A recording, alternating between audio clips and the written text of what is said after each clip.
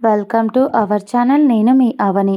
మనం కథలోకి వెళ్ళిపోయే ముందు మన ఛానల్ని తప్పకుండా సబ్స్క్రైబ్ చేసుకోండి, అలాగే లైక్ చేయండి, తప్పకుండా షేర్ చేయండి. కథ ఎలా ఉందో వినేసి వెళ్ళిపోకుండా ఒక మంచి కామెంట్ ఇవ్వండి. ఇక కథలోకి వెళ్ళిపోదాం. ఈ కథ మా ఫ్రెండ్ రాసింది.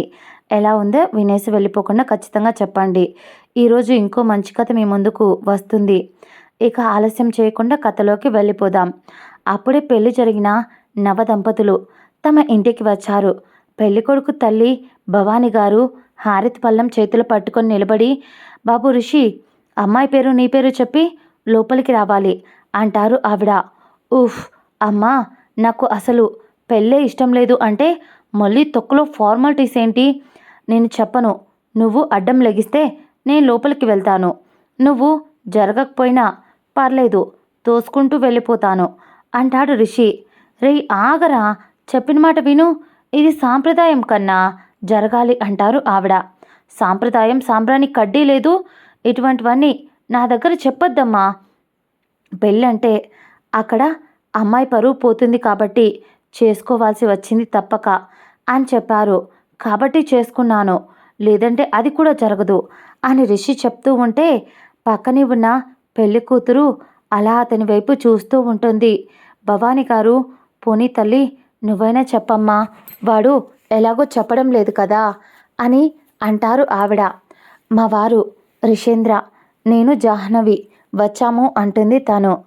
ఆ తర్వాత ఇద్దరికి దిష్టి తీసి కుంకుమ బొట్టు పెట్టి ఆ దిష్టి తీసిన నీళ్లను బయట పారబోసి లోపలికి కుడికాలు పెట్టి రండి అని చెప్తారు ఆవిడ. జాను కుడికాలు ముందు పెట్టి లోపలికి వస్తే రిషి మాత్రం అస్సలు వాళ్ళ మాటలు వినకుండా ఎడమకాలు పెట్టి లోపలికి వస్తాడు. అలా వాళ్ళిద్దరూ లోపలికి వచ్చిన తర్వాత మెయిన్ని పిలిచి వీళ్ళకి జ్యూస్ తీసుకొనిరా అని చెప్తారు భవానీ గారు. ఆ జ్యూస్లో కొంచెం విషం కూడా కలిపి ఆ పోయిన పనికిమాల వెదవికి ఇచ్చేయండి, నాకు జ్యూసు వద్దు ఏమీ వద్దు అని అక్కడి నుంచి స్పీడ్గా తన రూమ్లోకి వెళ్ళిపోతాడు రిషి. వెళ్తున్న రిషి వైపు చూస్తూ అలా సోఫాలో కూలబడిపోతుంది జాను. తన రూమ్కి వెళ్ళిన రిషి ఫ్రెష్ అవుతూ ఆలోచనలో పడిపోతాడు. 2 రోజుల ముందు అది ఒక పెద్ద కళ్యాణ మండపం. పెళ్లితంతు జరుగుతూ ఉంది. పెళ్ళికొడుకు మొహం వెలిగిపోతూ ఉంది సంతోషంతో. పక్కనే ఉన్న జాను మొహంలో భయం స్పష్టంగా కొట్టొచ్చినట్టు కనిపిస్తుంది. తనకు ఈ పెళ్ళి ఇష్టం లేదు. అది చెప్దామంటే తనకు అమ్మ నాన్న లేరు. చిన్నప్పుడే యాక్సిడెంట్లో చనిపోయారు. తర్వాత బాబాయ్ పిన్ని ఇద్దరే పెంచారు. చూసే వాళ్ళకు తను రాజకుమారిలా కనిపిస్తుంది. కానీ తను ఎప్పుడూ పంజంలో చిలుక కంటే దారుణమైన పరిస్థితి తనది. తను అలా ఆలోచనలో ఉండగా అప్పుడే ఆ మండపంలోకి వరుసగా ఒక 10 కార్లు వచ్చి ఆగాయి. అందులో నుంచి 2 అబ్బాయిలు వచ్చారు. చూడటానికి చాలా అందంగా ఉన్నారు వాళ్ళిద్దరూ. వాళ్ళ వెనకే వాళ్ళ నాన్న, ఆయన వెనుక చాలామంది బాడీగార్డ్స్ కూడా వచ్చి నిల్చున్నారు. వచ్చిన వెంటనే ఆపాలి అని అనుకున్న వాళ్ళు అయితే ఖచ్చితంగా ఆపండ్రా అని చెప్పి డైలాగ్ వేస్తారు ఆ పెళ్ళిలో. కానీ వాళ్ళు అక్కడ ఏం మాట్లాడలేదు. ఏం సీన్ క్రియేట్ చేయకుండా వాళ్ళని చూసిన ఆ అమ్మాయి వాళ్ళ బాబాయ్ రామ్ గారు గజగజ వణికిపోతూ ఉంటే వాళ్ళలో ఉన్న పెద్దోడు, వచ్చానయ్యా రామయ్య, పద ఇద్దరం కలిసి మాట్లాడుకుందాం అని అతని భుజం మీద చెయ్యి వేసి ఒక రూమ్లోకి తీసుకొని వెళ్తాడు. ఆ మండపంలో గొడవ చేయడం ఇష్టం లేక రామ్ గారి వెనకే అతని భార్య జానకి గారు కూడా లోపలికి వెళ్తారు. ఆ తర్వాత వాళ్ళు వెళ్ళడమే ఆలస్యం.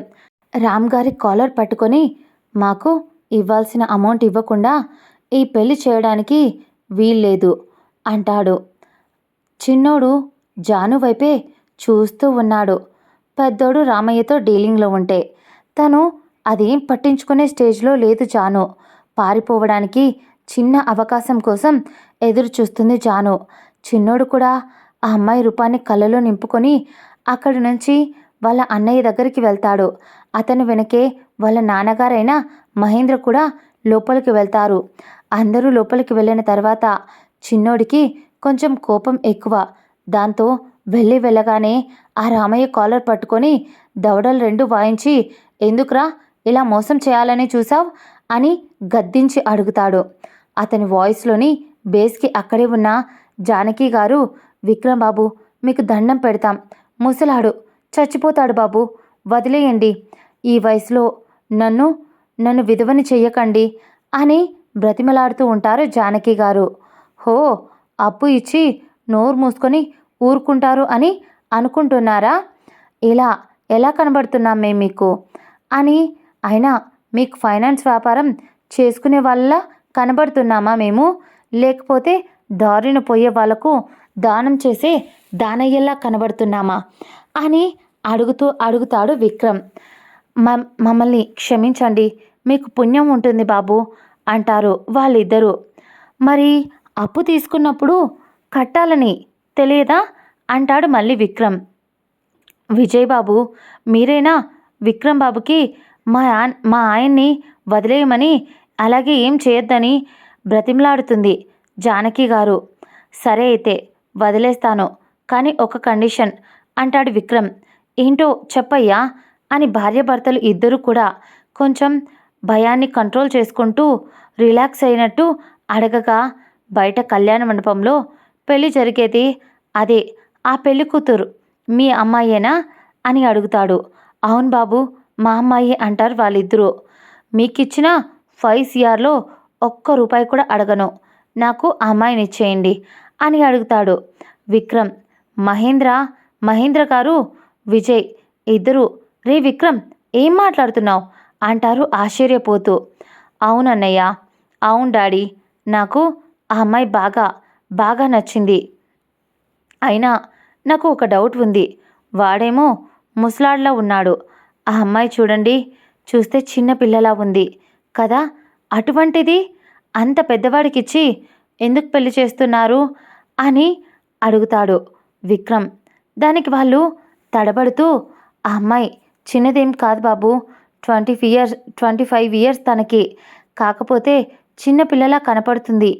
అతని దగ్గర మేం కొద్దిగా అమౌంట్ అప్పుగా తీసుకున్నాం, అతనే భార్యగా మా అమ్మాయిని కావాలి అంటే ఇక తప్పని పరిస్థితుల్లో పెళ్లి చేస్తున్నాం, పైగా పెళ్లి ఖర్చులు అన్నీ కూడా అతనే భరిస్తున్నాడు అని చెప్తారు వాళ్ళిద్దరూ. దాంతో విక్రమ్, ఎంత ఇచ్చాడేంటి అమౌంట్ అని వెటకారంగా నవ్వుతూ అడుగుతాడు విక్రమ్. అది బాబు మరీ 20 లక్షలు అంటాడు రామ్ గారు. 20 లక్షలకే ఎందుకురా అంత వణికిపోతున్నారు? నేను 5 కోట్లు ఇచ్చాను కదా మీకు, అయితే ఆ అమ్మాయినివ్వు, లేకపోతే డబ్బివ్వు, కరెక్ట్గా ఆ పెళ్లి ముహూర్తం టైంకి జరిగిపోవాలి ఏదైనా అంటాడు విక్రమ్. జానకి గారు రామ్ గారిని పక్కకు తీసుకెళ్ళి, ఒరే ముసలి ముదరష్టపోడా, పెళ్లి చేసి చావడానికి నీకు వచ్చిన పోయే కాలం ఏంట్రా, అటు ఇటు తత్తరపడుతున్నావు, ఒప్పుకొని చావచ్చు కదా, అదేదో వాడే పడతాడు, ఇప్పుడు మనకు తన్ని వదిలించుకోవడమే ముఖ్యం, అక్కడ దాన్ని ఎవరు చేసుకుంటున్నారు అనేది కాదు, జస్ట్ దాన్ని వదిలించుకోవాలి అంటుంది ఆవిడ. దాంతో ఇక వెంటనే రామ్ గారు వచ్చి, సరే విక్రమ్ బాబు తీసుకెళ్ళిపో అంటాడు.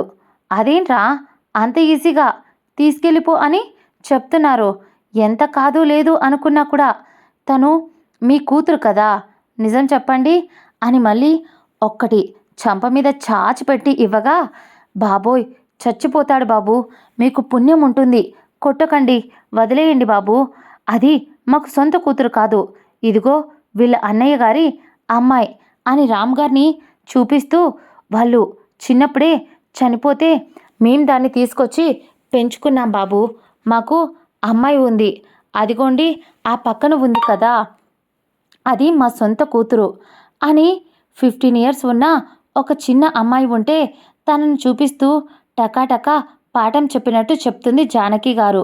ఆ విషయం ముందే తెలిసి ఉంటే ఆ 5 CR నాకు లాస్ వచ్చేది కాదు కదరా అంటాడు విక్రమ్. చిన్నబాబు, నువ్వు అంత మాట అనకు అని కాళ్ళు పట్టుకొని బ్రతిమలాడతారు రామ్ గారు. ఆ తర్వాత, డాడీ ఇక్కడితో టాపిక్ ఎండ్ అయిపోయినట్టే, నాకు అమ్మాయి నచ్చింది, పదండి వెళ్దాం అని బయటికి వచ్చి జీలకర్ర బెల్లం పెట్టబోతున్నా వాళ్ళ దగ్గరికి వెళ్ళి ఆ అమ్మాయి చేతిలో ఉన్న ఆ జీలకర్ర బెల్లాన్ని కిందికి దులిపి పైకి లేపుతాడు విక్రమ్. ఆ ముసలాడు పైకి లేచి, రే ఎవరా నువ్వు, నా కాబోయే భార్యను అలా చెయ్యి పట్టుకున్నావు అని కోపంగా పైకి లేచి అరుస్తాడు ఆ ముసలోడు. రే ముసలి నక్క, నీ వయసు ఎంత ఉంటుందిరా? నీకు దీనికి పెళ్ళేంటి అని విచిత్రంగా. అయినా ఇది చిన్నపిల్ల, నీకు కూతురుంటే ఇదే వయసులో ఉంటుంది, దాన్ని నువ్వు పెళ్లి చేసుకోవడం ఏంట్రా బేవకూఫ్ అని ఇష్టం వచ్చినట్టుగా తిట్టి వాడికి కూడా 2 వేసి ఆ అమ్మాయి చెయ్యి పట్టుకొని, డాడీ పదండి వెళ్దాం, అనయ్య కార్ తీయరా అని బయటికి తీసుకొస్తాడు చిన్నోడు. కార్ దగ్గరికి వచ్చిన తర్వాత తన్ని కిందికి దించగా వెంటనే, ఎవరు నువ్వు? నన్ను ఎందుకు ఇలా తీసుకొస్తున్నావు? ప్లీజ్ నన్ను వదిలి, నాకు ఈ పెళ్ళి ఇష్టం లేదు, నేనే తప్పించుకోవాలి అని చూస్తున్నాను, మళ్ళీ నువ్వెవరు నా ప్రాణానికి అని అరుస్తూ పక్కకు జరుగుతుంది జాను. అప్పుడే జానకి గారు, రామ్ గారు, అలాగే వాళ్ళ అమ్మాయి ముగ్గురు అక్కడికి వచ్చి, బాబు ఒక 5 నిమిషాలు మాకు టైం ఇస్తే మొత్తం వివరంగా మేమే చెప్తాం మా అమ్మాయికి అంటారు వాళ్ళు. దాంతో మీ అమ్మాయి కాదు, తను నాకు కాబోయే భార్య, మీ కూతురు కాదు అని తెలిసినప్పుడే మిమ్మల్ని నా లెక్కలో నుంచి తీసేశాను అంటాడు విక్రమ్ సూటిగా. బాబు ఇప్పుడు నేను చెప్పలేదు అనుకో, తను మీతో వచ్చినా మిమ్మల్ని పట్టించుకోదు, లెక్క చేయదు, ఆ పిల్లకి ఉన్నంత తిక్క ఎవ్వరికీ ఉండదు అంటారు ఆవిడ. వినకుండానే ఆ పెళ్లిపీటలపై కూర్చుందా ఆ ముసలోని చేసుకోవడానికి? ఏమ్మా ప్రేమించావా ఆ ముసలోడిని అని అడుగుతాడు విక్రమ్ సూటిగా. జానకి, ఎందుకయ్యా 10 సార్లు ముసలాడు ముసలాడు అంటావు? ఆ అబ్బాయి ఏమీ ముసలాడేం కాదు అంటుంది ఆవిడ. విక్రమ్ వెటకారంగా, అవును, నిన్న కాక మొన్నే పుట్టిన పసికుందు, వెళ్ళి పాలపిక్క నోట్లో పెట్టండి, పాపం ఏడుస్తున్నాడు అని అంటాడు విక్రమ్. దాంతో జానకి గారి మొహం మాడిపోయి, పోనీలే బాబు, వాడెవడైతే ఏంటి, ఇప్పుడు అది కాదు కానీ ఒకసారి మాతో పంపిస్తే ఒక్క 2 నిమిషాలయ్యా, తనకు చెప్పాల్సిన జాగ్రత్తలు చెప్పాలి అంటారు ఆవిడ. అలాగే తీసుకువెళ్ళు, ఏం చెప్తావో చెప్పు, తను మాత్రం నన్ను పెళ్లి చేసుకునేలా మాట్లాడు, లేకపోతే ఇప్పటి వరకు నీ మొగుడికి పగిలింది, ఇప్పుడు నీకు కూడా పగులుతుంది అంటారు. విక్రమ్, చూడు చిన్నబాబు, నువ్వు అంత ప్రతాపం మా మీద చూపిస్తే ఆయన ఒక దెబ్బకి కాశాడు, కానీ నేను మాత్రం వెంటనే బకెట్ తన్నేస్తానయ్యా, ప్లీజ్ చిన్నబాబు, నువ్వు అంత సాహసం చెయ్యకు నాయనా, నేను దాన్ని ఒప్పించి తీసుకొచ్చి నీకు అప్పచెప్తాను అని, రావే తల్లి నువ్వు అని పక్కకు తీసుకెళ్ళి ఆవిడ మాట్లాడుతూ, చూడు జాను, నువ్వు వాళ్ళు చెప్పినట్టు విని ఆ అబ్బాయిని పెళ్లి చేసుకో, అర్థమవుతుందా జాను? పిచ్చి పిచ్చి వేషాలు వేసావే అనుకో, పెంచాము అనే ఆ విషయం కూడా మర్చిపోయి మేమే నీకు ఏదో ఒక విషయం పెట్టి చంపేస్తాం ఏమనుకుంటున్నావో, అలాగే ఈ క్షణం నుంచి నీకు ఈ పుట్టిల్లు కూడా ఉండదు, మేము ఈ ఊరు వదిలి వేరే ఊరు దగ్గరికి వెళ్ళిపోవాలి అనుకుంటున్నాం, కాబట్టి నీకు ఏ దారి కూడా లేదు, అయితే నువ్వు ఆ అబ్బాయిని పెళ్లి చేసుకుంటే తనే నీ దారి, లేదంటే సరాసరి నీ దారి గోదారిగా మారిపోతుంది, చూసుకో జాను అని భయపెడతారు తనని. విన్నావు కదా, ఇకపై నుంచి నీకు ఉన్న 1 అండ్ ఓన్లీ ఆప్షన్ నేను మాత్రమే అంటాడు విక్రమ్. నాకు మీరు నచ్చలేదు, నేను ఈ పెళ్లి చేసుకోను అని ఖచ్చితంగా చెప్తుంది జాను. ఏ ఆ ముసలోడు అంతగా నచ్చాడా? వాడి పక్కన కూర్చున్నావు కదా, జీలకర్ర బెల్లం పెట్టబోయావు, తాళి కట్టించుకోబోయావు, వాడికంటే నేను ఎందులో తక్కువ చెప్తావా కొంచెం అని కోపంగా అడిగాడు విక్రమ్. ఆమె చెయ్యి పట్టుకొని అక్కడి నుంచి బరాబరా తీసుకుని వెళ్ళి తన కారులో కూర్చోబెట్టి అతను కూడా ఆమె పక్కనే కూర్చుంటాడు. మహేంద్ర గారు, విజయ్ ఇద్దరు కూడా వచ్చి కార్ ఎక్కిన తర్వాత కార్ బయలుదేరి అక్కడ నుంచి వేగంగా దూసుకు వెళ్ళిపోతుంది. రిషేంద్ర నిలయం పెళ్లి మండపం నుండి బయలుదేరిన కార్ వచ్చి ఒక పెద్ద మహల్ ఇలాంటి ఇంటి ముందు ఆగుతుంది. విక్రమ్ కార్ దిగి తర్వాత జానును కూడా చెయ్యి పట్టుకొని కార్ దింపి లోపలికి ఈడ్చుకెళ్తున్నట్టే తీసుకువెళ్తాడు విక్రమ్. అప్పుడే అక్కడికి మహేంద్ర గారి భార్య భవానీ గారు వస్తారు. ఆవిడని చూసి, అమ్మ తన్ని కాబోయే కోడలు, పెళ్లి మండపం నుంచి తీసుకొని వచ్చేశాను అంటాడు విక్రమ్. పిల్ల కుందనపు బొమ్మల, బాపు బొమ్మల, చాలా ముద్దుగా ఉందిరా, నీ సెలెక్షన్ సూపర్ అంటారు ఆవిడ. దేవుడా, గంతకు తగ్గ బొంత అంటే ఏంటో అనుకున్నాను. కొడుక్కి తగ్గట్టే తల్లి కూడా అలాగే ఉన్నారు. నా ప్రాణానికి సరిపోయారు అందరూ. ఏంటో ఇప్పుడు నా లైఫ్ ఎన్ని మలుపులు తిరగబోతుందో అని భయపడుతూ ఉంటుంది జాను మనసులో. అప్పుడే అక్కడికి ఒక అబ్బాయి వచ్చి, హాయ్ అన్నయ్య, ఎలా ఉన్నావు అని అడుగుతూ పక్కనే ఉన్న జానుని చూసి, ఎవరి అమ్మాయి అని అడుగుతాడు ఆ అబ్బాయి. జాను, అతను నా తమ్ముడు రిషి అంటాడు విజయ్. ఓహో, వీళ్ళు మొత్తం ముగ్గురన్నమాట అని అనుకుంటుంది జాను మనసులో. ఆ తర్వాత రిషి, పద లోపలికి, నీకు మొత్తం అంతా వివరంగా చెప్తాను అని లోపలికి తీసుకువెళ్ళి హాల్లో ఉన్న పెద్ద సోఫాపై కూర్చోబెట్టి మొత్తం జరిగిందంతా చెప్తాడు విక్రమ్. అంతా విన్న రిషి, చిన్నన్నయ్య, నీకు ఆల్రెడీ లవర్ ఉన్నట్టు విన్నాను అని జానుని గమనిస్తూ అడుగుతాడు. జాను అప్పుడు ఏం మాట్లాడకుండా అలాగే నిలబడిపోయి ఉంటుంది. దాంతో భవానీ గారు, అమ్మా, నీకు ఒక రూమ్ చూపిస్తాను, అందులోకి వెళ్ళి రెస్ట్ తీసుకో తల్లి అని ప్రేమగా లాలనగా చెప్తారు ఆవిడ. జాను అలాగే అండి అని వెళ్తూ ఉండగా, హాయ్ వదిన అని పలకరిస్తాడు రిషి. వదిన అని పిలవగానే కోపం వచ్చిన జాను రిషిని కోపంగా చూస్తూ ఉంటే, విక్రమ్, ఏంట్రా చిన్నపిల్లని పట్టుకొని వదిన అంటావు? తను నీకంటే 5 ఇయర్స్ చిన్నదే అయి ఉండొచ్చు అంటాడు విక్రమ్. అంటే అన్నయ్య కాబోయే భార్యని వదినానే కదా అంటారు. అలాగే అన్నాను, సారీ జాను అని చెప్తాడు రిషి. మెత్తగా మాట్లాడుతున్నాడు కాబట్టి రిషి బాబుకి నోట్లో నాలుక లేదనుకుంటున్నారా? అస్సలు కాదండోయ్, పక్కా ప్లేబాయ్. పెళ్ళైతే లైఫ్లో ఎంజాయ్మెంట్ ఉండదు అని సోలో బ్రతికే సో బెటర్ అని ఫిలాసఫీ మెయింటైన్ చేస్తాడు మన బాబుగారు. జాను ఏం మాట్లాడకుండా అక్కడ నుంచి భవానీ గారి వెనక వెళ్ళిపోతుంది. ఇదేంటి ఏం మాట్లాడకుండా సైలెంట్గా వెళ్ళిపోతుంది అమ్మాయి? కోపం వచ్చిందా? చిన్నపిల్ల అంటున్నారు కదా, కోపం వచ్చి ఉంటుందిలే అనుకున్నాడు రిషి బాబు. ఉండేది హైదరాబాద్, జర్నీ చేసి రావడంతో అలసిపోయి తన రూమ్కి తాను కూడా వెళ్ళి పడుకుంటాడు రిషి. మరో పక్కన జాను కూడా వెళ్ళి తనకు ఇచ్చిన రూమ్లో ఫ్రెష్ అయి కూర్చుంటుంది. మహేంద్ర గారు భవానీతో, భవానీ, నీతో మాట్లాడాలి పద అని ఆవిడను అక్కడి నుంచి తీసుకొని వెళ్తారు. ఆ తర్వాత విజయ్ కూడా తన భార్య అంజనాని, నీతో మాట్లాడాలి పద వెళ్దాం అని అక్కడి నుంచి తీసుకొని వెళ్తాడు విజయ్. ఇక మిగిలింది విక్రమ్. తను మెయిడ్కి చెప్పి ఫుడ్ ప్రిపేర్ చేయించి ఇప్పుడు వచ్చిన మేడం రూమ్కి తీసుకొనిరా అని చెప్పి జాను రూమ్కి వెళ్తాడు విక్రమ్. ఆ తర్వాత కొద్ది సమయం తర్వాత మెయిడ్ ఫుడ్ని తీసుకొని వెళ్ళేసరికి ఇద్దరు ఒకరి మీద ఒకరు అరుచుకుంటూ ఉంటారు. విక్రమ్, జాను. మెయిడ్ ఇప్పుడే ఇలా కొట్టుకుంటూ ఉంటే రేపు పెళ్ళైన తర్వాత వీళ్ళు కలిసి ఉంటారా అని అనుకొని డోర్ నాక్ చేసి, మేడం ఫుడ్ అంటుంది. విక్రమ్ వెళ్ళి ఫుడ్ తెచ్చి జాను చేతిలో పెట్టి తిను అంటాడు. జాను కోపంగా, నాకేం అవసరం లేదు అని ఫుడ్ ప్లేట్ను పక్కన పెట్టేస్తుంది జాను.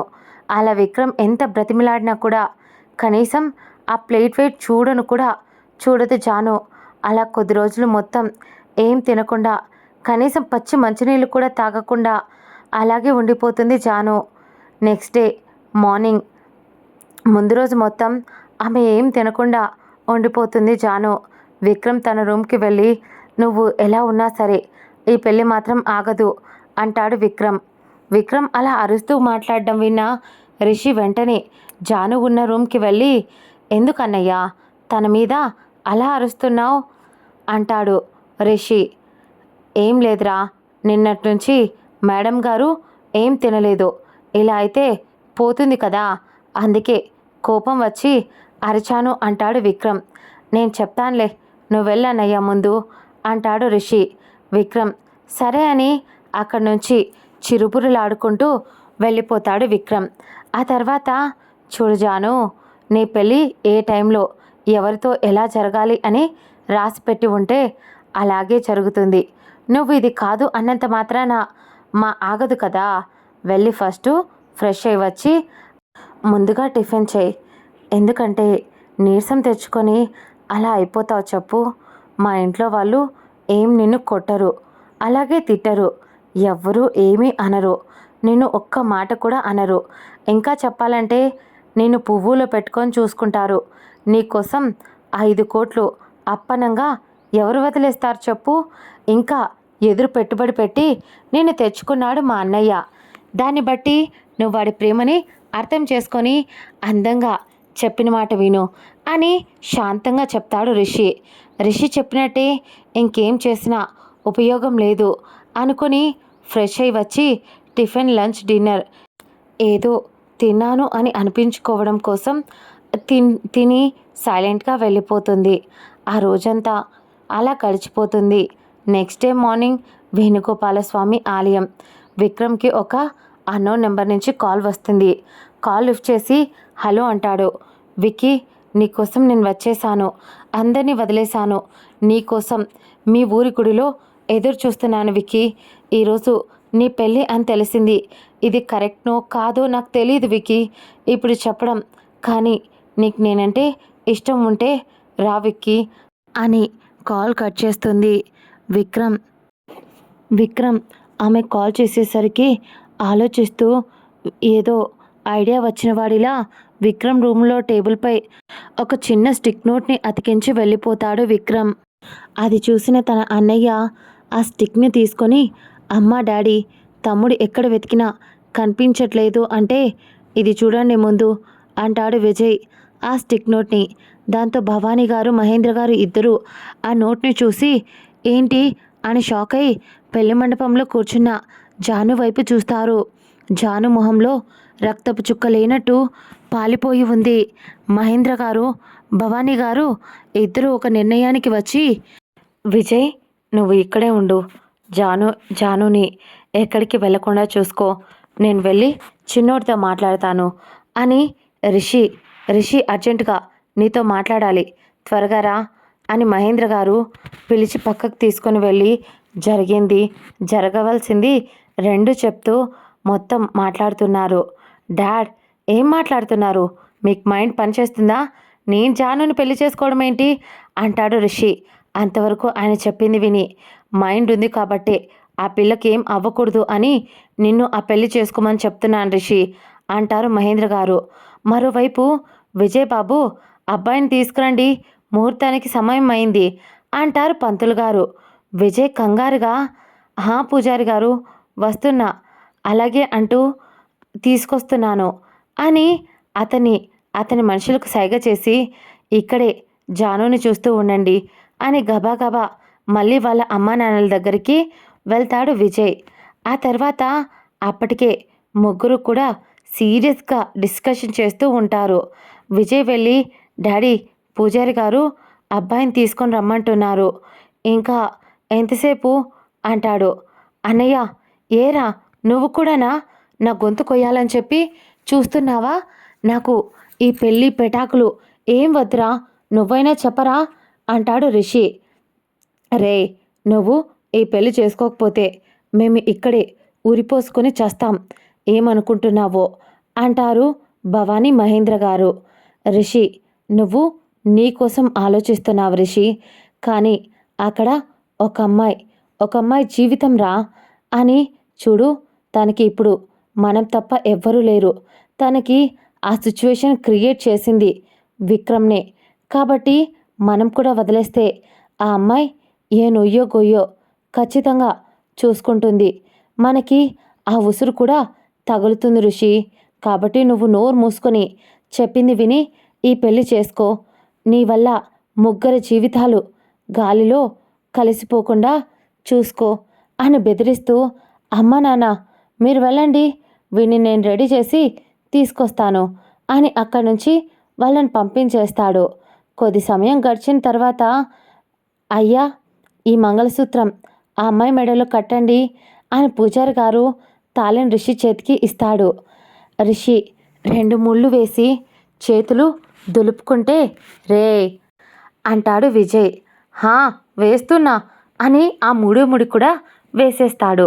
తన మెడలో తాళి కట్టిన వెంటనే, ఇక ఇదే నా జీవితం, తాళి కట్టిన వాడే నాకు భర్త, కష్టమైన నష్టమైన నీతోనే కడదాకా నా జీవితం అనుకుంటుంది జాను. అప్పుడే రిషి కాళ్ళపై నీటి చుక్కలు పడడం చూసి జాను ఏడుస్తుంది అని అర్థమై తిరిగి పీటలపై కూర్చొని ఒక నిర్ణయానికి వస్తాడు. పాస్ట్ నుంచి ప్రజెంట్కి వస్తే అదంతా ఆలోచించి ఫ్రెష్ అయి రెడీ అయ్యి కిందికి ఒక బ్యాగ్ తీసుకొని వస్తాడు రిషి. రిషి రావడం చూసి రే నాన్న ఏంట్రా ఆ బ్యాగ్ అంటారు భవానీ గారు. అప్పుడే మహేంద్ర గారు అక్కడికి వచ్చి హూ చెప్పండి అంటారు. రిషి కోపంగా ఏంటి చెప్పండి, ఏం చెప్పమంటావు డాడీ, వాడు తీసుకొచ్చిన అమ్మాయికి నేను పెళ్లి చేసుకోవడం ఏంటి, పనికి మాలిన వెధవ, వాడికి ఇష్టం లేనప్పుడు ఆ అమ్మాయి పెళ్ళి ఆపి మరీ తీసుకొచ్చి చచ్చాడు. పెద్ద వెధవ బిల్డప్లు ఇవ్వటం ఎందుకు, వాడు ఇంకొక అమ్మాయిని ప్రేమించాడని మాకు తెలుసు, మీకు కూడా తెలుసు కదా డాడీ అని రిషి అంటూ అటువంటిది మీరు ఈ అమ్మాయిని నాకు నచ్చింది నేను తెచ్చుకుంటున్నాను అంటే నోట్లో బెల్లం ముక్క పెట్టుకున్నట్టు సైలెంట్గా ఊరుకున్నారా డాడీ. ఇప్పుడు దీన్ని తెచ్చి ఇక్కడ పెట్టి వాడి లవర్తో పోయి చచ్చాడు ఆ పనికి మళ్ళవాడు. నా లైఫ్ ఎందుకు స్పాయిల్ చేయాలని చూస్తున్నారు, నాకు ఇష్టం లేదమ్మా, నాకు వెంటనే డివోర్స్ కావాలి అంటాడు రిషి. రే అన్నయ్యని పట్టుకొని ఆ మాటలేంట్రా అంటారు భవానీ గారు. అప్పుడు ఆహా వేరే ఎవరైనా అయితే నేనే వెళ్ళి అడ్డంగా నరికేసేవాడిని, ఇలా ఒక అమ్మాయిని తన పెళ్ళి ఆపి మరీ నేను చేసుకుంటా అని చెప్పి తెచ్చి చచ్చాడు ఆ వెధవ. మళ్ళీ ఈ పిల్లను వదిలి వాడు ప్రేమించిన దాన్ని చేసుకోవడానికి పీటల మీద నుంచి పారిపోయినందుకు అన్నయ్య అయిపోయాడు కాబట్టే వాడిని తిడుతున్నా అంతే తప్ప ఏం చెయ్యట్లేదు. అయినా ఇదంతా కాదు, నాకు డివోర్స్ కావాలిమా అని ఖచ్చితంగా చెప్తాడు రిషి. చూడు రిషి, అమ్మాయి అందంగా ఉంది, పైగా చదువుకుంది, అలాగే మంచిది, అలాగే మంచి మనిషి కూడా. వాళ్ళు చెప్పారని ముసలోన్ని పెళ్లి చేసుకోవడానికి తన మనసును చంపుకొని పెళ్లిపీటల మీద కూర్చుందిరా ఆ అమ్మాయి. దేవతరా, అర్థం చేసుకో ఆ అమ్మాయిని అంటారు మహేంద్ర గారు. డాడ్ నీకెలా చెప్పాలి, నీకెందుకు అర్థం కావట్లేదు, నేను వెళ్తున్నా, ఆ అమ్మాయికి మీరే ఏదో ఒక దారి చూపియండి, ఆ వేస్ట్ గార్డ్ చేసిన పనికి అని గడప దాటబోతాడు. ఒక్క నిమిషం ఆగండి అంటుంది జాను. తన మాట విని ఆగి వెనక్కి తిరుగుతాడు. మీరే అన్నారు రిషి గారు, ఈ పెళ్ళి ఎలా ఎప్పుడు ఎవరితో జరగాలో రాసిపెట్టి ఉంటుంది అని. నా డెస్టినీ మీరేనేమో, అందుకే మనకి పెళ్ళి జరిగిందేమో అని సూటిగా అతని కళ్ళలోకి కళ్ళు పెట్టి చూస్తూ ఇలా ఎందుకు అనుకోరు అంటుంది జాను. అబ్బా ఏంటమ్మా నువ్వు కూడా మాట్లాడుతున్నావా, నిన్నటి వరకు ముద్దు కూడా మింగలేదు, పెళ్ళి ఇష్టం లేదు అని మరిప్పుడేంటి ఉన్నట్టుండి చిలుక పలుకులు పలుకుతున్నాయి అంటాడు. అతను అలా మాట్లాడడంతో కోపం వచ్చిన జాను, ఇష్టం లేకుండా ఎందుకు పెళ్లి చేసుకున్నావు మరి, నిన్ను అడిగానా, నా మెడలో తాళి కట్టు, 3 ముళ్ళు వేయి, లేకపోతే నాకు జీవితాన్ని ప్రసాదించు అని చస్తే చచ్చేదాన్ని, వదిలేయచ్చు కదా, అలా నేలపై కూర్చుండిపోయి కోపం స్థానంలో గుండెల నిండా బరువుగా బాధగా అనిపించి అడుగుతుంది జాను. ఆ అమ్మాయి బాధ చూసిన మహేంద్ర గారు, ఏంట్రా ఆ అమ్మాయి మీద అలా అరుస్తున్నావు అని ఆయన కూడా గట్టిగా అడిగేసరికి, ఎందుకు డాడీ అరుస్తావు, నా మీద అరవడంలో పెట్టిన ఇంట్రెస్ట్ ఆ వెధవని అంటూ ఉండగా, రే రిషి అన్నయ్యను అలా మాట్లాడకూడదు అంటారు భవానీ గారు. హా దీనికేం తక్కువ లేదు, అన్నయ్యని వెతకడంలో పెట్టండి ఆ ఇంట్రెస్ట్ అంటాడు. వాణ్ణి ఎలా అయినా వెతుకుతాంలే, కానీ ఇప్పుడు కావాల్సింది నువ్వు ఆ అమ్మాయికి భర్తగా మారటం అంటారు మహేంద్ర గారు. దాంతో చస్తాను అని బెదిరించారు కాబట్టి ఈ పెళ్లి చేసుకున్నాను, లేకపోతే ఇది కూడా జరగదు. అయినా వాడు తప్పు చేస్తే నాకు శిక్ష వేస్తారేంటమ్మా, నేను భర్తగా మారటం కాదు కదా, మీరే ఆ అమ్మాయికి తల్లిదండ్రులుగా మారండి, వాళ్ళను కూడా వదిలేసి వచ్చింది తను కాబట్టి, లేకపోతే అత్తామామలుగా ఉండండి, లేకపోతే ఇంకో పెళ్లి చెయ్యండి తల్లిదండ్రులుగా మారి, లేకపోతే ఏదైనా చేసుకోండి తనతో అంటాడు. ఇక లేకపోతే అనే టాపిక్ వదిలితే బాగుంటుంది అంటారు భవానీ గారు కొంచెం గట్టిగా. నువ్వు తాళి కట్టిన నీ భార్య. నువ్వు వెళ్తే తన్ని కూడా తీసుకొని వెళ్ళు. లేకపోతే ఇద్దరు కూడా ఇక్కడే ఉండిపోండి. అంతేకాని తన్ని వదిలి నువ్వు వెళ్ళటానికి వీల్లేదు అని ఖచ్చితంగా చెప్తారు మహేంద్ర గారు. సరే, వదిలేస్తాను. అసలు నేను ఈ పెళ్లి జరిగిందనే అనుకోవటం లేదు. నేను తన్ని ఎక్కడికి తీసుకొని వెళ్ళను. హే లిజన్ జాను, నాకు ఈ పెళ్లి మీద తర్వాత సంసారం మీద ఎటువంటి ఇంట్రెస్ట్ లేదు. ఆ దరిద్రుడు వెళ్ళిపోయాడు కాబట్టి నేను నిన్ను చేసుకోవాల్సి వచ్చింది.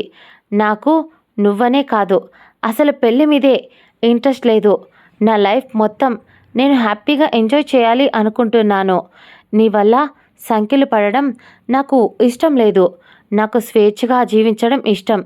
పెళ్లి చేసుకుంటే బంధాలు బాధ్యతల మధ్యలో చిక్కుకుపోవాలి. నాకు అది అస్సలు నచ్చదు. పైగా అలాగే వీళ్ళు చేస్తాను అని బెదిరించడం వల్ల ఈ పెళ్లి చేసుకున్నాను. లేకపోతే నాకు ఈ టార్చర్ ఉండేది కాదు. Anyways, I don't like marriage. Bye, వెళ్తున్నా అని గడప దాటబోతూ ఉండగా వెంటనే జాను వెళ్ళి అతని చెయ్యి పట్టుకొని, చూడండి, మీరు చెప్పింది అందరం విన్నాం. అలాగే అత్తయ్య మామయ్య చెప్పింది కూడా నేను విన్నాను. మరి నేనంటూ ఒకదాన్ని ఉన్నాను కదా, నాకంటూ మనసు ఉంది కదా, నేను మాట్లాడేది కూడా వినాలి కదా అంటుంది జాను. సరే చెప్పు, ఏం చేద్దాం? విడాకులు తీసుకుందామా? ప్రశాంతంగా ఎవరి లైఫ్లో వాళ్ళు స్వేచ్ఛగా బ్రతకచ్చు. అలాగే నీకు ఎలిమనీ ఇస్తాను. ప్రశాంతంగా నీ లైఫ్ నువ్వు లీడ్ చేయొచ్చు. నాతో ఈ బంధం నీకు సెట్ అవ్వదు అంటాడు. ఉఫ్, సరే విడిపోదాం అంటుంది జాను. ఆ తర్వాత గోలగోల చేస్తుందేమో అని అనుకుంటే తను అలా చెప్పడంతో 100 దీపావళిలు ఒకటేసారి చేసుకుంటున్నట్టు వెలిగిపోతుంది రిషి మొహం. అది విన్న భవానీ గారు, మహేంద్ర గారి మొహం మాత్రం ఒక్కసారిగా మాడిపోతుంది. ఇదేంటి ఈ పిల్ల ఇలా మాట్లాడుతుంది అని. సరే విడిపోదాం, కానీ ఎందుకు విడిపోవాలో మరోసారి చెప్పండి నా కోసం అని అక్కడే ఉన్న సోఫాపై స్టైల్గా కూర్చొని అడుగుతుంది జాను. ఇప్పటి వరకు చెప్పిందంతా గాల్లో కలిపేశావంటే మళ్ళీ చెప్పు అంటున్నావు. సరే మళ్ళీ చెప్తున్నా, క్లారిటీగా విను. నాకు ఈ పెళ్ళి, పిల్లలు, బంధాలు, బాధ్యతలు వీటిలో మునిగిపోయి ఉండడం అస్సలు ఇష్టం లేదు. నాకు సరదాగా ఎంజాయ్ చేసే లైఫ్ అంటే చాలా ఇష్టం. అలాగే నిన్నే కాదు, ఎప్పుడు పెళ్ళనే టాపిక్ నా లైఫ్లోకి తీసుకురాను. అర్థమైందా అని కోపంగా కసిగా అంటాడు రిషి. అప్పుడే ఆ ఇంటి పనమ్మాయి, బాబు జ్యూస్ తీసుకోండి అంటూ తీసుకొని వచ్చి ఇచ్చి, బాబు అరిచి గొంతు పోతుంది అంటుంది. దీనమ్మ జీవితం, చూసావా డాడీ, వాడి వల్ల దీని దగ్గర కూడా నేను చీప్ అయ్యాను అంటాడు రిషి. మీకు ఒక విషయం అర్థం కావడం లేదు రిషి గారు. మీరు కోర్టుకు వెళ్ళి విడాకులు తీసుకుందాం అనుకున్నా కూడా ఏమని చెప్తారు?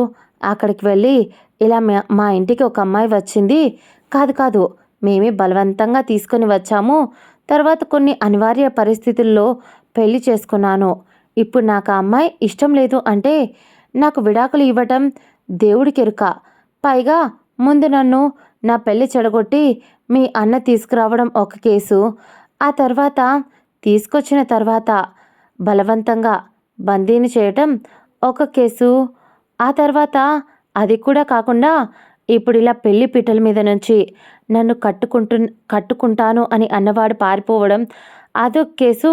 ఇవన్నీ వదిలేస్తే పెళ్లి చేసుకున్న మీరు అంటే మిస్టర్ రిషీంద్ర గారు నన్ను వదిలేసి విడాకులు ఇస్తానంటం మరో కేసు. అలా మొత్తం మీద మీ ఫ్యామిలీ అందరినీ మీతో సహా జైల్లో తోస్తారు అని భవానీ మహేంద్ర గార్ల వైపు చూసి కన్ను కొట్టి అతన్ని ఓరగా చూస్తూ చెప్తుంది జాను. జైల్లో పెడతారు అన్న మాట వినగానే కంగారు పడి, రిషి ఎందుకు పెడతారు? నేనేమైనా తప్పు చేశానా? వాడే కదా పారిపోయిన ఆ వెధవ కూడా ఆ వెధవ కదా నిన్ను మోసం చేసింది. ఆయన డివోర్స్ ఎంతమంది తీసుకోవడం లేదు అంటాడు రిషి. అయ్యో రిషి గారు, మీరు ఇంకా ఎక్కడున్నారండి? కొంచెం ఎంజాయ్మెంట్లు పక్కన పెట్టి ప్రపంచం జ్ఞానం కూడా తెలుసుకోండి, బాగుపడతారు. సరే అవన్నీ వదిలేద్దాం. మ్యాటర్ ఏంటంటే ఇద్దరూ పరస్పరం ఇష్టపడి డివోర్స్కి అప్లై చేస్తే కోర్టు వాళ్ళకి విడాకులు మంజూరు చేస్తుంది. కానీ నాకు డివోర్స్ తీసుకోవడం ఇష్టం లేదే అని సాగతీస్తుంది జాను. ఆమె అలా చెప్తుంటే, హలో, ఇప్పటి వరకు ఇస్తాను అని అన్నావు కదా, మళ్ళీ ఈ మాట మార్చడం ఏంటి అని కోపంగా అంటాడు రిషి. మీరు అడిగారని ఇస్తాను అన్నాను, కానీ నాకు ఇష్టమే ఇస్తాను అని నేను చెప్పలేదే అని కొంటెగా అంటుంది తను. అయినా మా అన్నయ్యని పెళ్లి చేసుకోవడం ఇష్టం లేదు అన్నా ఓకే, నేనంటే ఇష్టం ఎలా వచ్చేసింది ఇప్పటికిప్పుడు నీకు అంటాడు రిషి. చూడండి, ప్రపంచం చాలా చిన్నది, మీకు కొన్ని విషయాలు తెలుసో లేదో, మన హైందవ ధర్మంలో ప్రతి ఒక్క ఆడపిల్లకు తాళి కట్టిన వాడే తన భర్త అని మైండ్లో ఒకటి ఫిక్స్ అవుతుంది. నిజం, మీ అన్నయ్యని మిమ్మల్ని పెళ్లి చేసుకోవడం కూడా నాకు ఇష్టం లేదు ఇద్దరిని. కానీ ఒకసారి నా మెడలో తాళి పడింది కదా, అది పెళ్ళే కదా, అందుకే నేను మీతో ఉండాలి అనుకుంటున్నాను. మనది దేవుడు కలిపిన బంధం అని అనిపిస్తుంది అంటుంది జాను. ఆహా, అట్నా, ఇంకా ఏమైనా ఉన్నాయా చెప్పే, వాటిని కూడా లేట్గా ఎందుకు, ఇప్పుడే తెలుసుకుంటాను అంటాడు రిషి. సరే, నువ్వు ఇంతగా ఇబ్బంది పడి బాధపడుతున్నావు కాబట్టి విడాకులు తీసుకుందాం సరేనా అంటుంది జాను. నువ్వు నిజం చెప్తున్నావా, నమ్మచ్చా అని కొంచెం ఆశ్చర్యంగా, కొంచెం అనుమానం కలగలిపినట్టు చూపుతో అడుగుతాడు రిషి.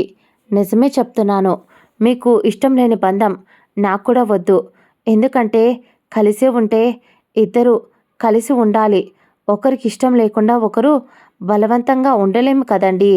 కాకపోతే విడాకులు కదా, మనం అనుకున్నంత త్వరగా రావు. అవేమీ ఫ్రూట్ మార్కెట్లో దొరికే ఫ్రూట్స్నో లేకపోతే వెజిటేబుల్ మార్కెట్లో దొరికే వెజిటేబుల్స్నో కాదు కదా. అలాగే 6 మంత్స్ టైం పడుతుంది అంటుంది జాను. సరే, ఈ 6 మంత్స్ కూడా నువ్వు మా ఇంట్లో మా అమ్మ నాన్న దగ్గర ఉండు, నేను హైదరాబాద్ వెళ్ళిపోతాను అంటాడు రిషి. ఆ తర్వాత, చూడండి రిషి గారు, మీరు మరీ చిన్నపిల్లల్లా బిహేవ్ చేస్తున్నారేంటండి. 6 మంత్స్ మనం ఇద్దరం కూడా కలిసి ఉండాలి, లేకపోతే ఏ కోర్ట్ మీకు విడాకులు ఇవ్వదండి అని కొంచెం నవ్వుతూ అడుగుతుంది జాను. దాంతో ఒళ్ళు మండిపోయిన రిషి, ఏం మాట్లాడుతున్నావు నువ్వు, అసలు ఇటువంటి రూల్స్ అన్నీ నీకెలా తెలిసాయి అంటాడు రిషి. దాంతో, మీకు లైఫ్ని ఎంజాయ్ చేయటం ఇంట్రెస్ట్, నాకు లైఫ్ కోసం తెలుసుకోవడం ఇంట్రెస్ట్, అంతే, దాంట్లో ఏముందండి, అలాగే తెలుసుకున్నాను అంటుంది జాను. దేవుడా, ఇప్పుడు మళ్ళీ 6 మంత్స్ కలిసి ఉండాలా అంటాడు రిషి. హా, కలిసి ఉండాలి, లేకపోతే ఒక పని చేయండి, మీరు నేను ఇప్పుడే తెలిసిన లాయర్ ఎవరైనా ఉంటే పదండి వెళ్దాం, ఆ తర్వాత ఆయనే చెప్తారు మీరు 6 మంత్స్ వరకు కలిసి ఉండాలని, అప్పుడు అప్లై చేసుకోవాలి అని. అదేదో ఇప్పుడే మనం ఆయన దగ్గరికి వెళ్లకుండా కలిసి ఉండి ఆ తర్వాత అప్లై చేసుకుంటే బెస్ట్. నన్ను అడిగితే మీకు నేను చెప్పింది అబద్ధం అనిపిస్తే కనుక్కోండి అంటుంది జాను. రిషి అలా తల పట్టుకుని బ్యాగ్ వదిలేసి నేలపై కూర్చొని ఉండిపోతాడు. అతని దగ్గరికి మెల్లగా నడుచుకుంటూ వెళ్ళి, ఏమండి, ఇప్పుడు ఏం చేద్దాం అంటుంది జాను. చల్ జావ్ టు హైదరాబాద్ అంటాడు నీరసంగా మొహం పెట్టి రిషి. జాను సీరియస్ ఫేస్ పెట్టి, సరే వెళ్దాం, కానీ ఒక చిన్న డౌట్ అంటుంది జాను. ఇంకా ఏంటి అంటూ తల పట్టుకుంటాడు రిషి.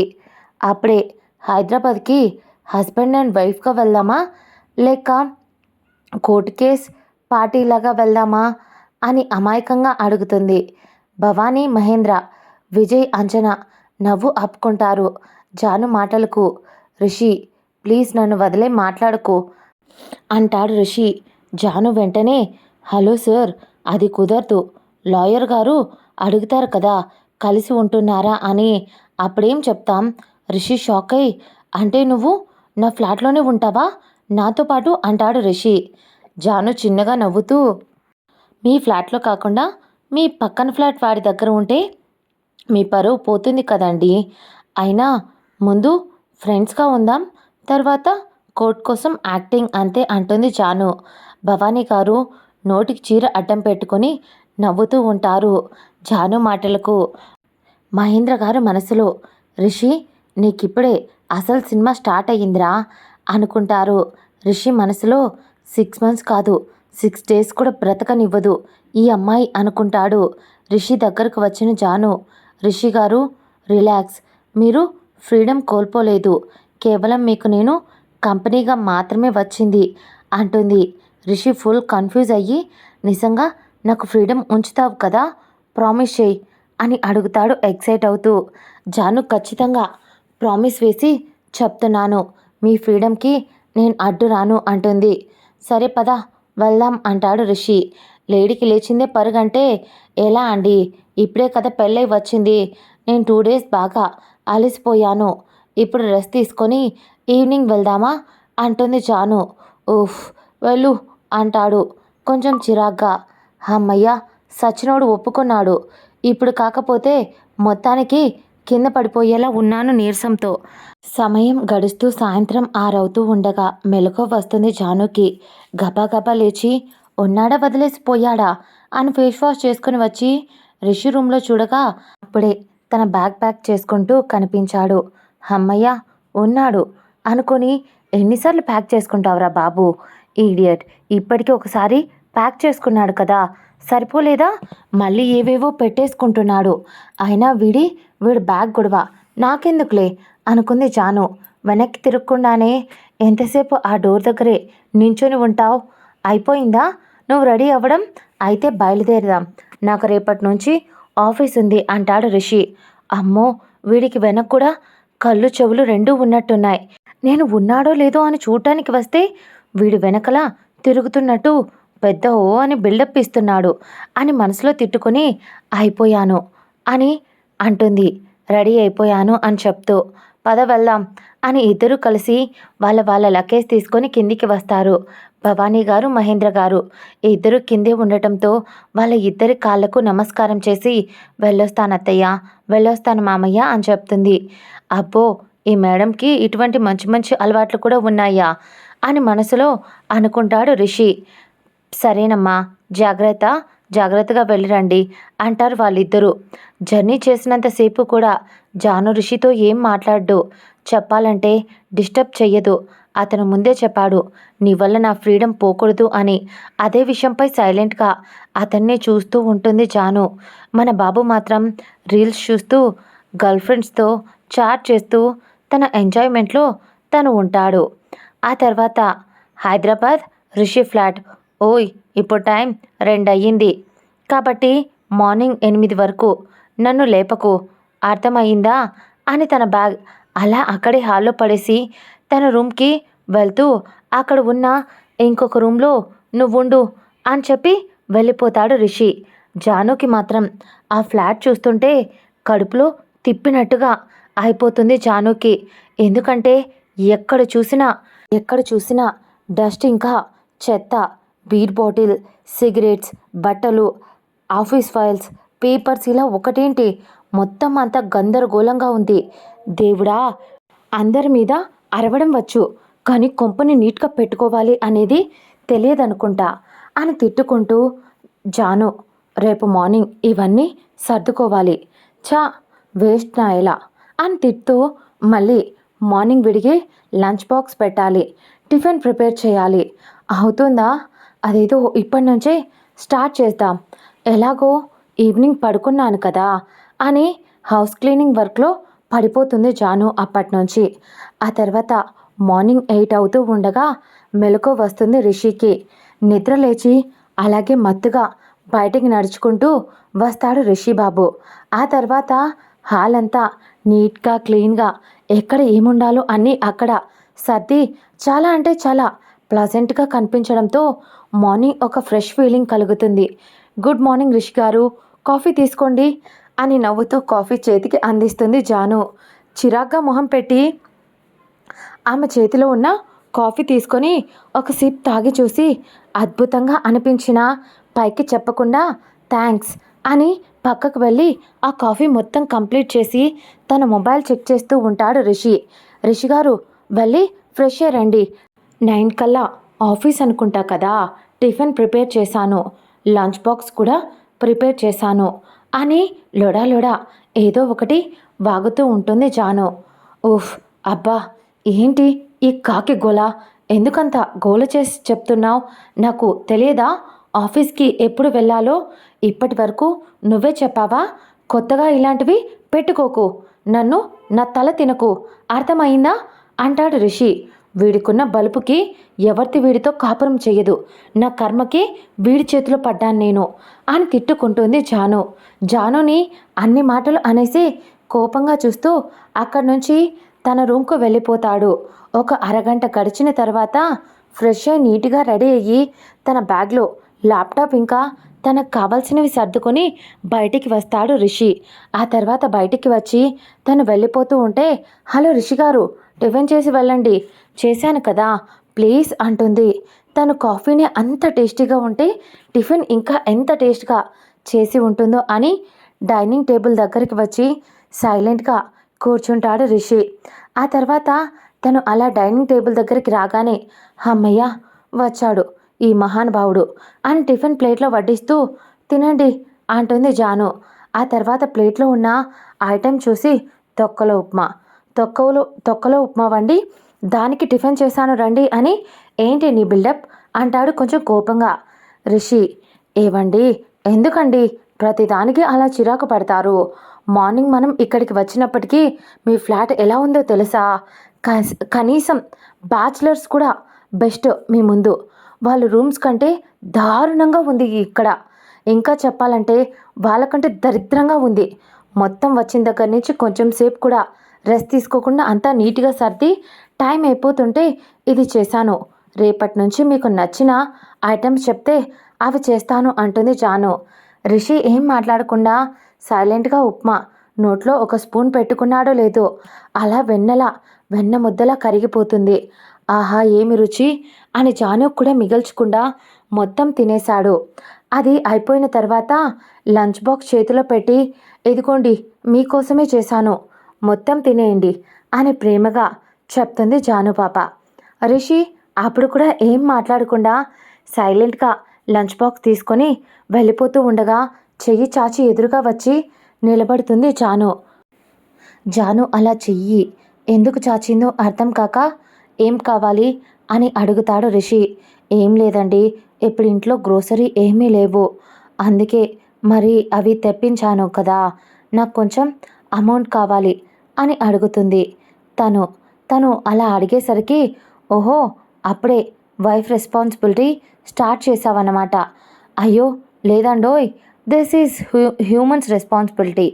మీరు మనిషే, నేను కూడా మనిషినే అంటుంది జాను. అంత అవసరం లేదు, నేను బయట తింటాను, కావాలంటే నువ్వు వండుకొని తిను, లేకపోతే నువ్వు కూడా బయటే తిను, నాకు అభ్యంతరం లేదు అని అంటాడు రిషి. ఇదండి ఈ కథ ఫస్ట్ భాగం. మళ్ళీ రెండో భాగంతో కలుసుకుందాం. అంతవరకు ప్లీజ్ ఎలా ఉందో విని వెళ్ళిపోకుండా ఫాలో అవుతూ ఉండండి. అలాగే మంచి కామెంట్ ఇవ్వండి. మళ్ళీ నెక్స్ట్ ఎపిసోడ్లో కలుసుకుందాం.